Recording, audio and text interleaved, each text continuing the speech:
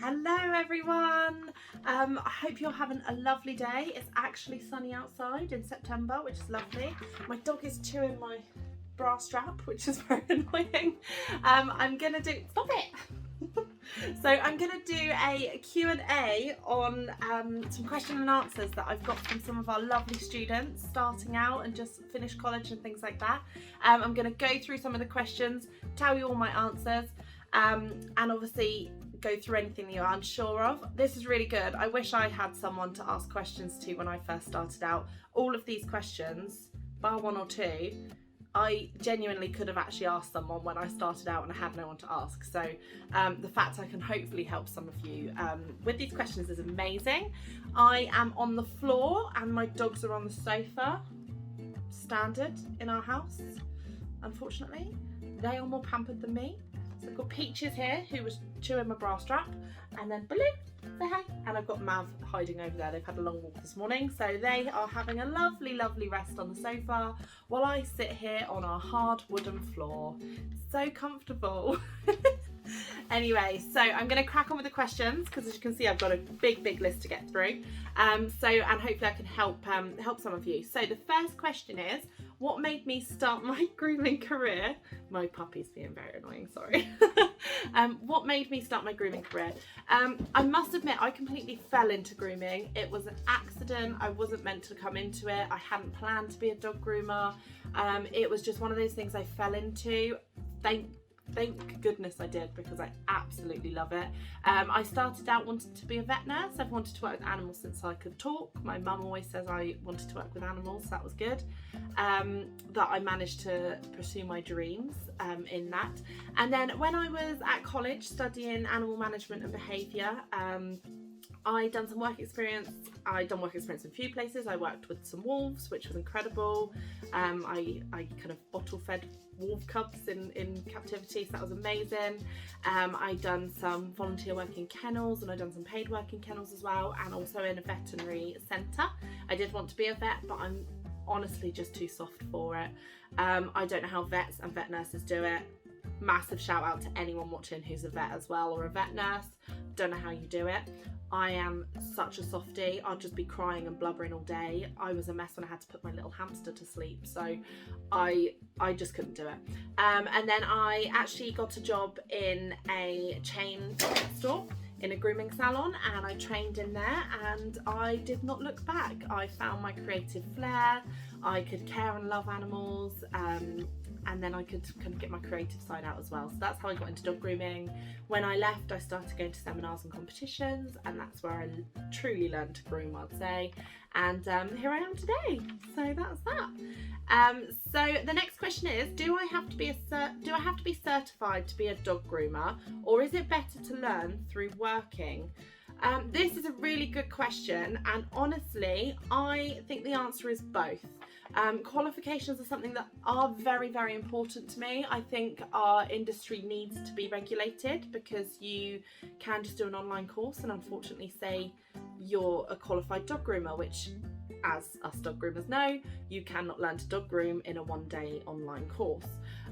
So I think qualifications are very important. I'd love to see our industry regulated. However, on the flip side, I know some absolutely phenomenal groomers who have been grooming for 10 plus years, 20 plus years, who are actually not qualified at all. And they are kind of more capable than some people that have done college courses. So it's a real hard one, that, because I think you need to get into a salon or into a grooming salon to learn and gain experience, even if not with grooming, even with customer service skills, dealing with complaints, dealing with computer systems, learning about retail, learning about products.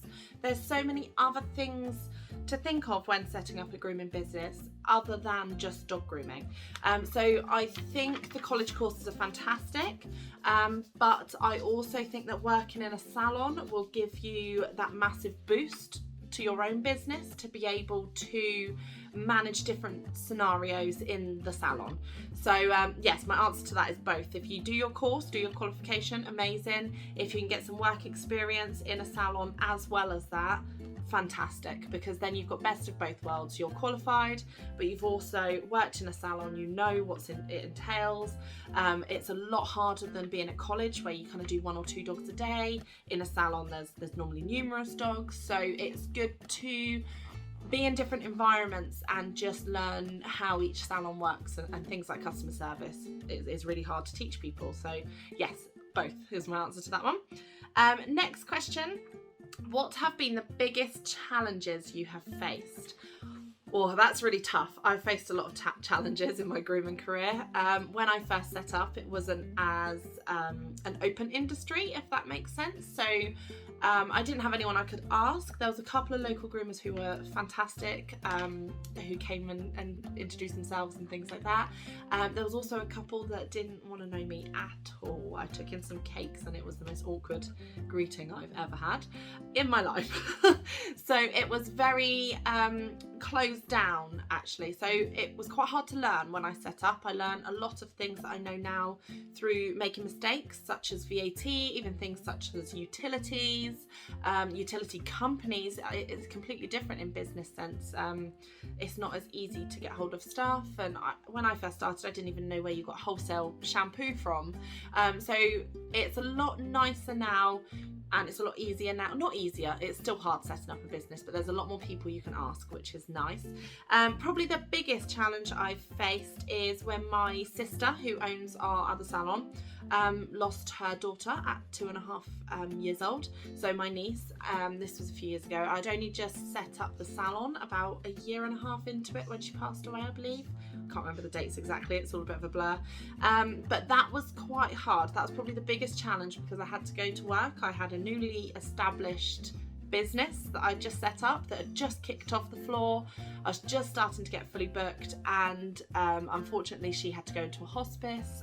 She had a really rare genetic disorder, so it was a very long illness, and then when she went into the hospice and we found out that was kind of the end, that was hard because I still had to be at work. You can't, when you're self-employed, just close your doors. I mean, I did for a few days because obviously I needed to, but that was quite hard in the sense of I had to carry on, which I know lots of people do have to do with different grievance and different kind of scenarios in their life, but I think that's probably personally my biggest challenge, is still smiling at these people that were coming in to have their dog groomed unknowingly of anything that was going on, when I did not want to smile at them, to be honest. And especially if someone complained, I was quite fiery, to be honest. I just didn't want to deal with it at the time, but it has taught me massively that although I love my customers, I love my clients, they will find somewhere else if we're not there.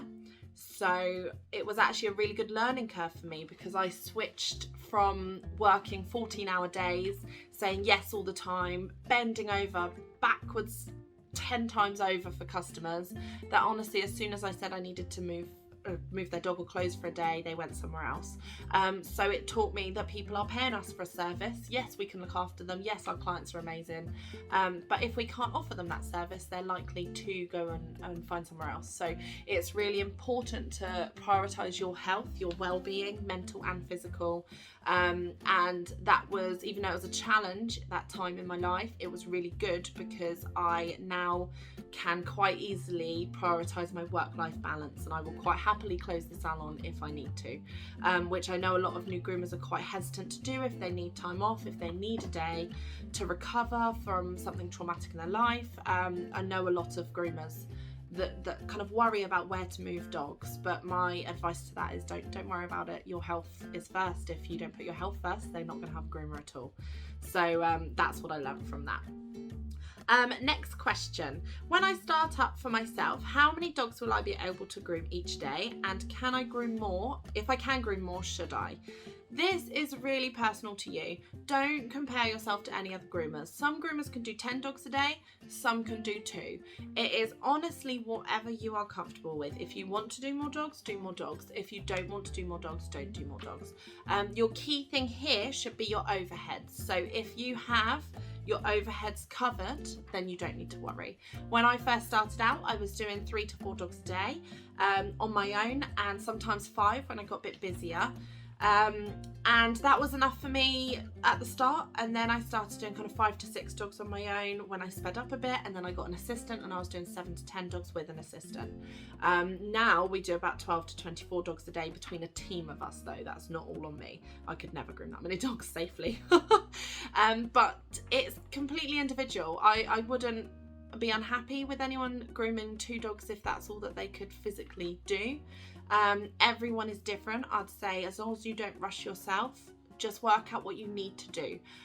When I first opened up, I had to do 3 dogs a day to cover my overheads. I'm in an area that has high overheads, and especially when I started employing staff, I had to increase the dogs. So now it's about 10 to 12 dogs I have to do 5 days a week to pay my overheads, my VAT, my team, and everything. So once you've worked out that, and as long as you're hitting that, don't stress. If you want to do more, those extra dogs are just a bonus for you. So it's always quality over quantity in my eyes. If you can do a quicker groom safely and a good quality, that's amazing. If you can't, don't worry about it. As long as your customers are happy, the dog's happy, you're happy, and you're covering your expenses, you're fine. Just do what you're comfortable with. Oh, mouth's having to move around back there. So next question is, how do you handle complaints, especially through Facebook and other social media platforms, e.g. someone left a 1-star review? Complaints are really hard to learn how to deal with. I'm a bit of a complaint queen. I'm not sure if that's a good thing or a bad thing. I'm not sure what that says about me. But I'm really good at dealing with complaints. Especially all of my family and friends ask me to write complaint letters now because I'm that good at them, which is a bit worrying. I'd probably make sure you stay professional is my number 1 advice. Always reply to them. So if they leave a 1-star review, always reply with your side of the story, but professionally. There's a lot of things I've seen where people kind of take it quite personally, which we're bound to do. We're grooming their dog. But try and not take it personally. They're not having a personal attack at you. We have to remember that these people's dogs are their life. They are quite literally their children in some senses. So we have to bear that in mind, that they're automatically going to be quite defensive, and if anything happens, if Fluffy's not happy, that's probably going to be our fault. Even when we know it's not our fault, it's because Fluffy hasn't had the correct training and desensitization, but we don't need to say that. So always stay professional, reply with your side of the story. And another bit of advice for complaints is cover yourself to avoid them. The thing I've learnt most is you can avoid a lot of complaints by setting your policies, procedures, everything out in front of you. People know the price, people know your terms and conditions, they know your late fee, they know your matting fee, they know your policies, everything, late collection. Everyone knows that in the salon. It's on display. If they query it, we kind of say, look, it's right there. When they first come to us, we send them the terms and conditions with a text and kind of say on there, by booking with us, you're agreeing to these. We have about using photos on social media. We have everything in there. And I think, and especially matting as well. Matting's a big one. We have matting disclaimers. We will never shave off a dog without speaking to the owner first. We get them to sign, especially if we suspect hematomas and things like that. We'll always speak to the customers, be honest with them, tell them what you're going to do. If it's behavioural, then just be honest. I know it is hard when you get a dog from another groomer who said they're amazing and they're lovely, when the truth is they're not. They're actually really difficult. But be honest, and I think by doing that you can actually avoid a lot of complaints through that as well. And you have to remember that a lot of things aren't our fault. If someone's complaining because we've shaved off Fluffy because they didn't brush Fluffy, that's not your fault. And any other customers reading that, if you've replied to that with your evidence and kind of your pictures, if you've got any, and kind of explaining why you've shaved Fluffy off, they can't really say anything. If other customers are reading that, potential customers, they're going to just read it as, oh well, that person's complaining because they didn't brush their dog. Okay, so that's why you have to reply professionally, because even though that complaint's bad, the people that are reading it might be potential customers. So if they can see your side, they agree with your side, and they see you're professional, and that you've offered everything that you can offer, that's a good thing. They might come to you because of that. The other thing with complaints is I don't tend to offer discount or free grooms ever. Because people will get a free groom, and people do that. They go to places to get a free groom and then never go back. I don't offer free grooms. I don't offer refunds. I will offer us to rectify the groom within the next 2 days. So if they're not happy with the groom, they can come back in 2 days. I will fix it myself. And then if they're still not happy, if it's a bigger complaint, or if it is something that we've done, say we've taken it accidentally too short, you know how it happens, run a 30 blade down the back by accident, we've all done it, then I would offer them discount on their next groom, because that's going to ensure that they come back, which is good. So I will give them their next groom heavily discounted if I have done something wrong, or just offer to rectify it, and that just ensures that they'll come back as well, which is good, instead of just going off the face of the earth and bad mouthing you. At least they're going to come back to you. You've done everything that you can possibly do. There is some that you can't save. You can't save them all. We had one recently. They didn't pay. They had 4 hours that they had their dog's hand stripped, and they wouldn't let us clip the head, even though we all know that flat work on this breed is done like that. But they wouldn't let us. Point blank refused, said they wanted a teddy trim.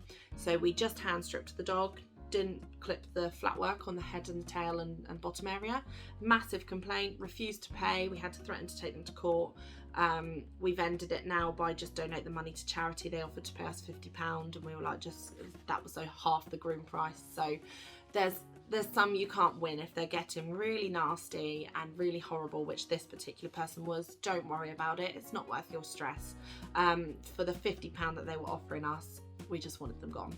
So there is certain ones you can't win. You can't win them all. We're not here to please every customer. We're here to do what is best for the dogs. We are here to put the dog's welfare first and do what we love doing. Not all customers understand that or can see that, and not all customers will agree with what we do. So you can't win them all. So next question is, do I have to compete at grooming competitions? No, you don't. No, we have, I know lots of groomers who don't compete at all. The thought of competing is probably their worst nightmare. My sister doesn't really want to compete. She is quite stressful. It is very stressful competing. It's amazing, but it's stressful. And she doesn't really want to. I know lots of groomers that have 20 years plus grooming and they've never competed, and they've got amazing names in the industry. So no, if you don't want to compete, don't compete. It's not for everyone. It's a lot of pressure. I love pressure. I'm a bit strange, but it's not for everyone. So no, if you don't want to compete, don't compete. I would probably say go and watch some competitions though, even just for learning purposes. They are fantastic to watch and learn. So even if you don't want to compete, and the shopping is amazing. The shopping's amazing. Shopping is my favourite thing in the world. So that's really good. So even if you're not going to compete, highly recommend going and just watching people groom, because we don't often get to do that, and it's really good. Even if you go home with 1 or 2 techniques that you're thinking, oh, I'll try that, that's really good. So it's amazing for learning. Right, the next question is, where can I go to learn more after I finish my course? Competitions and seminars, I'd say. I learned pretty much all I need to know and what I know now by competitions and seminars. I did learn to groom at a chain store, and the training was really good actually when I was there, and it was lovely. I had an amazing manager. She trained me really well, but when I left there, I would class myself as a pet groomer, so I could do kind of pet standard trims very confidently. I was a good groomer, no qualms with my customers. They were all happy. It was actually me that wanted more. I wanted to learn more, and it wasn't until I went to seminars and competitions that I actually, what I would say, went to the next level of grooming, which is where you start learning hand scissoring, different styles of poodles, the more technical trims, which we don't learn in day-to-day salon life because we don't do them. To be honest, not many pet owners can maintain a coat like that. I mean, I'm a dog groomer and I can barely maintain my 3 poodles. It's like a full-time job, so we don't learn those things because it's not practical for pet owners to have a continental trim if they're not. Oh, Maverick's just sat on my hair, sorry. It's just not practical, so it's something that we go to learn different things, and I think that's really good. The competitions is more for a varied amount of grooming techniques, whereas seminars are one-to-one. So if you want to learn, not one-to-one, sorry, they're one breed. So if you want to learn something specific, say cockapoos or teddy trims or Asian fusion or poodles, I'd go to a breed specialist who's offering seminars, and they will teach you exactly on that thing, on that type of dog or type of groom. Whereas if you go to competitions, it's a lot more varied and a lot more variation for you to look at. So next question is, what policies should I have in place in my salon? Every single policy you can possibly think of. I love a policy. Oh, I'm so strange, I'm sorry. Health and safety, terms and conditions, matting policy, matting disclaimer, get them to sign, terms and conditions, I already said that, sorry. What other ones have we got? I'm trying to think what we've got in the salon now. We've got late collection, we've got cancellation and no-show fee. If you employ staff, then you also need to have risk assessments, you need to have health and safety, you have to have annual employee reviews. So it does depend if you're working alone or if you're working in a salon. Depending, there's a lot more if you employ people, but generally anything that covers your back. So if you've had an issue with something, i.e. matting, dogs toileting, like if they haven't been out for a walk and things, late collections, cancellations, no-shows, if you have a problem with that, pop a policy in, make it clear to all of your customers, put it out there, email them, text them, put it in the salon so they can see it clearly. Again, that I'll refer back to the complaints. That will stop people complaining, because you can say, well, I sent you this, the policy's there, there's not really much else I can do. If you didn't read it, that's not really my fault. And let's be honest, no one reads terms and conditions. I always say, can you read these? And people just go, yeah. So it is quite hard to get people to read them, but if you've sent them, you've got them in your salon, you've got them on your website, you've done your part. If anyone queries it, you have them there as a backup to fall back on if you should need them. So yes, policies for everything. Next question is, do I need a pet first aid course? Yes, 100%. This could quite literally save a dog's life. So yes, get a first aid course for pets. If something happens in your salon and you don't know what to do, not only is that horrible for you, but the dog could lose its life because of it. So yes, get a first aid, definitely, for the sake of £30-50. It's money well spent. It lasts 3 years. It covers your back in terms of insurance, and it also covers the dogs. It could quite literally save a dog's life, even from choking, from an epileptic fit, from any other fit, from wounds, from abrasions, hematomas, things like that. You will know how to deal with it without panicking or not knowing what to do. I'd also befriend your local vet as well. So at both of our salons, we know the vets very closely. So if there is an emergency at all, we can phone them. We have their number in the emergency contact book at work and in our kitchen on the side. And if any of our staff members need to phone the vet, they will phone them and they can take the dog there immediately, just as a backup in case we can't, if it's something we can't kind of come back from if we can't do it. So yes, first aid course, definitely. So number 10 is, can you describe a typical day? Coffee. I drink coffee. I drink coffee. I drink more coffee. No, I'm joking. I do drink a lot of coffee. We have quite busy days actually now. When I first set up, I did 4 dogs, so it was quite kind of back to back, one-to-one, just me. Now we have about 12 to 24 dogs in, between a team of 3 to 5 of us. So that's quite nice. Our quieter days have 3 of us in, where we either have someone bathing for us and 2 to 3 groomers, or we have our busiest day, which is where we have 3 groomers and 2 assistants. That would look like us coming in at 8:30 or 8 o'clock and starting bathing our dogs. So we'd all kind of bath our own first dogs, and then the assistants take over. They bath back to back pretty much all morning and prep for us, while the stylists have their own individual dogs. So we all do have our own columns and we have our own dogs that we will groom back to back, but we have about an hour to trim each one, so plenty of time. We then all stop for lunch, only about half an hour. If we're running behind, we always make sure the girls get lunch, and me and my sister just shove something in on the table or have lots of coffee. So but everyone else gets lunch, half an hour, and then we do it all again in the afternoon. So working in a busy salon is quite tiring actually, because even though you're grooming, you also have to think of things, people coming in for dog food, you have to stop for the phone, you have to stop for consults, nail clips. One of our salons is on a high street, so we get people popping in all day. We get people at the window taking photos, especially since the TV. We have lots of people coming to take photos, which is lovely, but it is extra distraction. So we have had to factor that in terms of stopping more. So we do a few less dogs now, but it is still quite busy, which is amazing. But you just, in your salon, you do what works for you. Some people absolutely hate the salon environment because it's too busy. Hi, Peaches. And personally, I don't like working on my own because I get bored and I find it quite lonely. To be honest, doing 4 dogs on my own, I find it quite lonely. So I really like having a good team. We have a good laugh. We generally dance at least once a day. We have a lot of coffee. That's our days. And then we're finished by 5, half 5. It's lovely. So next question is, what type of scissors would you recommend I buy when starting out, and from what brand? I am really into my Luminosa scissors at the moment, and also the Geeb Kiss range is probably a good start out range, not only cost wise but reliability wise. I've still got my first pair of Geeb Kiss curves, which I still use to this day on kind of puppy heads and things like that. So a real workhorse pair of scissors, really good to start with.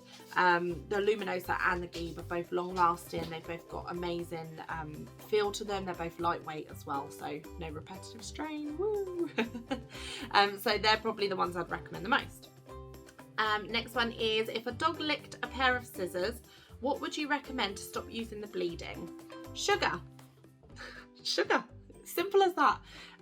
It's just make sure you've got sugar. It's amazing at stopping bleeding on the tongues in particular. Unfortunately, the tongue is one of the places that bleeds the most because they constantly lick and you've got saliva mixed with it and it's so thin and the blood just rushes right to it. So if you cut a tongue, it is a lot of bleeding. Always tell the owner, be honest. I actually cut a tongue not that long ago. I was mortified. It was this tiny little dog, tiny little Cavapouchon. It's very, very fidgety for grooming anyway, and it just licks the whole way through. So it does that constantly. And although I was aware of the tongue, he just turned as I was using my chunkers up his side. He turned and licked. And I cut a chunk out of the tongue. I cried like a baby. I was just mortified. I was so honest with the owner. She saw me crying when she came back. She saw I was upset. I was genuinely mortified.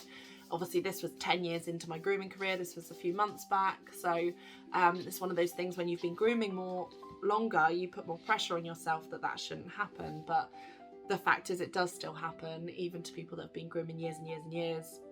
It still happens, but I popped some sugar on it. That kind of stemmed the bleeding, and I offered to pay the vet bill, obviously, if there was anything, because it was my fault. Yes, but sugar. Next question, what do you find the costliest aspect of grooming? Ooh, I'd say competitions. Going to competitions is really costly in terms of travel, hotels, the entries, the products that you use, especially creative grooming with this little toad right here. The colour costs quite a lot to do a creative design on a standard poodle is you're talking hundreds. So it's an amazing hobby, but it's an expensive one. I'd also say your table and your blaster are probably a good chunk of your budget, because you need to get a good one. If you get a table, for years I worked on a hydraulic table that was nowhere near high enough for me because I'm 5'10", and I was crouched over, and I've had to go to an osteopath because I've got a slight curvature to my shoulders now from where I spent years hunching over a table grooming. Now I have the Everest tool table and it saved my life. It's so comfortable, it's amazing. So good equipment and also a good blaster will save you lots of time in the salons, so that's good. I use the double K blaster, which is really nice. How do you set pricing for your salon? This is quite a simple one, but it's a question I get asked a lot. It is as simple as working out your costs. And when I say working out your costs, I mean costs of everything. I mean your training, I mean your seminars, I mean your rent, I mean your VAT, your corp tax, your personal insurance and tax and MOT. Not tax and MOT, I'm talking about cars. We do delivery and pick up. So everything, cover everything in your cost, and that will work out your price. And you must include your hourly rate, so your actual hourly rate. There's no way I want to work for less than kind of £8 an hour. Why would you want to? People that are offering grooms for £25, it's brilliant that you can do that, but you're not paying yourself more than minimum wage if you take out your products and your skill and your time that you put in.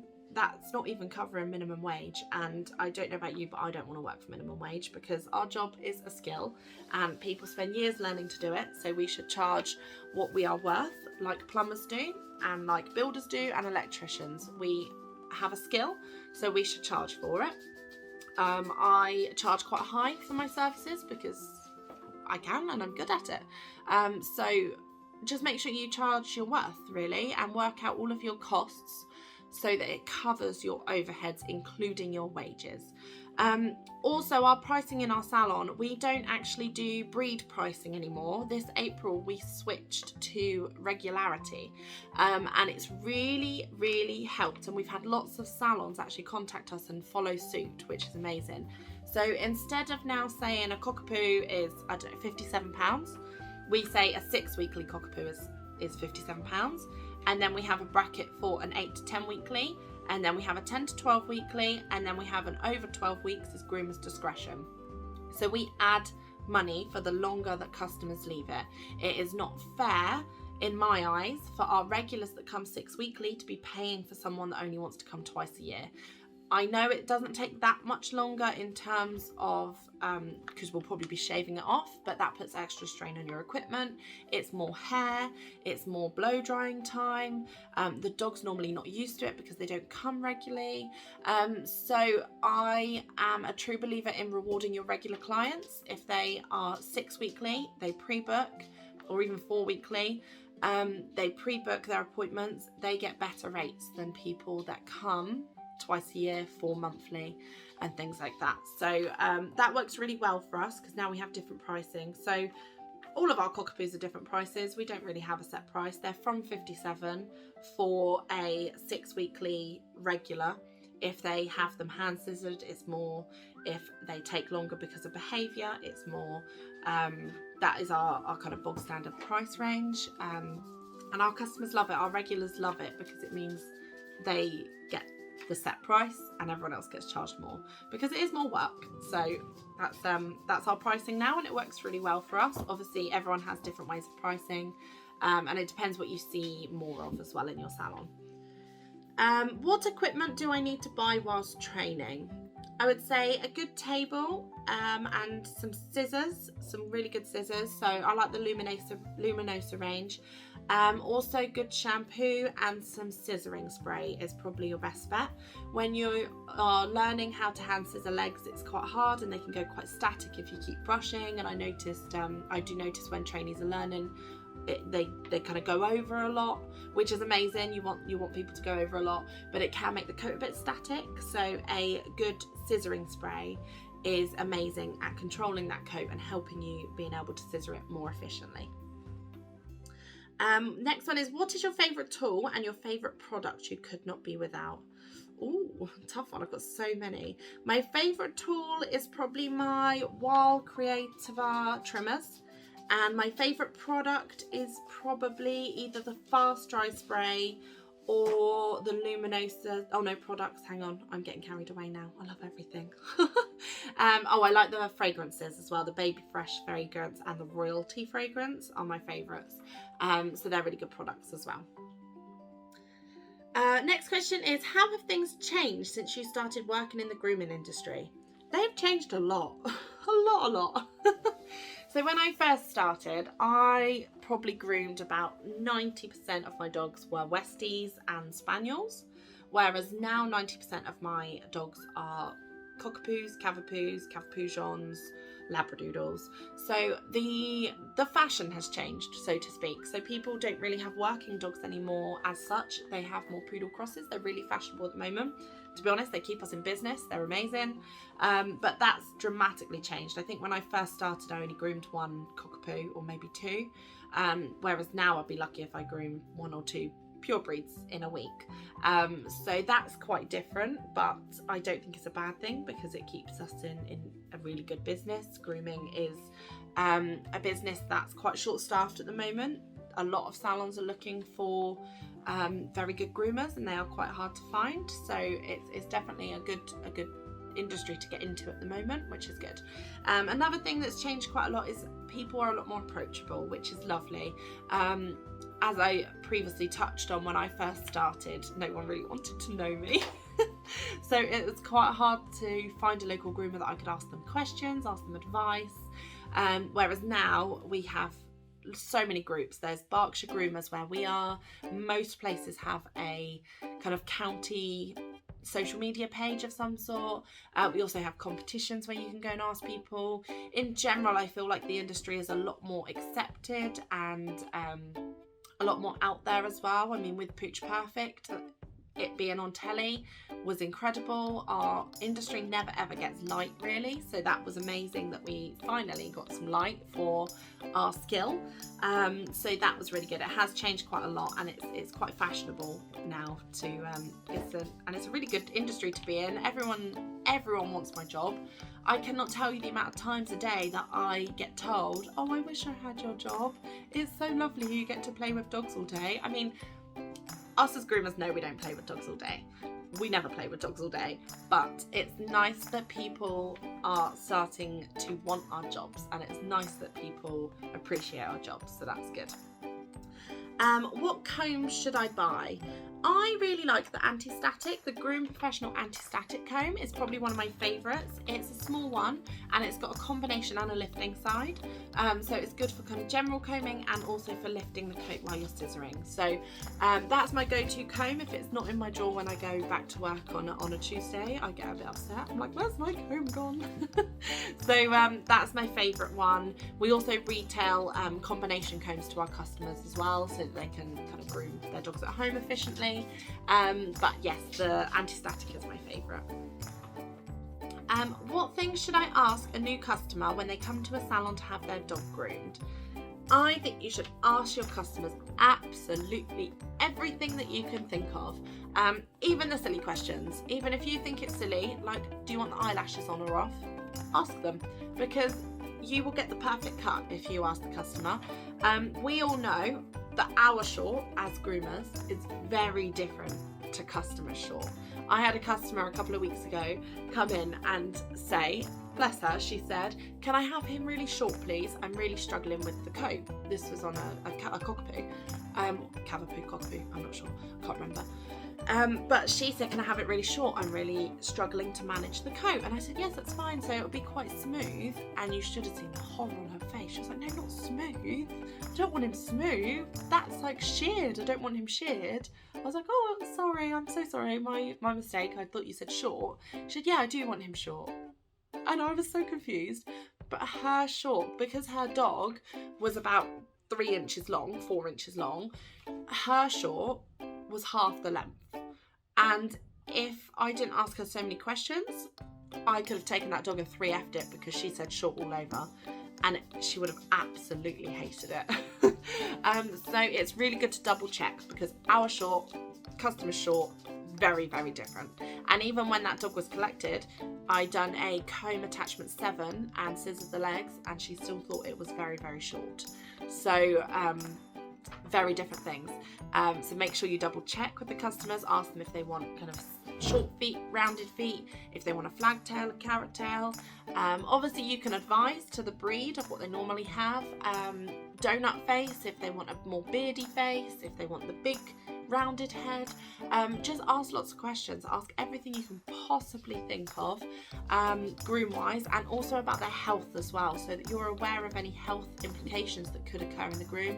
And also behaviour is really important. We work quite closely with a local dog trainer who does click training, and I've followed that training with all 3 of my dogs, so I'm very invested in it, and it works really well in the salon as well. So ask them about any behaviour, any training that they're doing at home that you can implement in the salon, and that will kind of help build not only the customer's trust, but it will make it a nicer experience for the dog, and it means the customer's happy. So anything you can think of, ask away. I'd say when we get a new customer, and I spend at least 10 minutes talking through with them the groom and everything like that, so that's really important to do. So this is the last question now.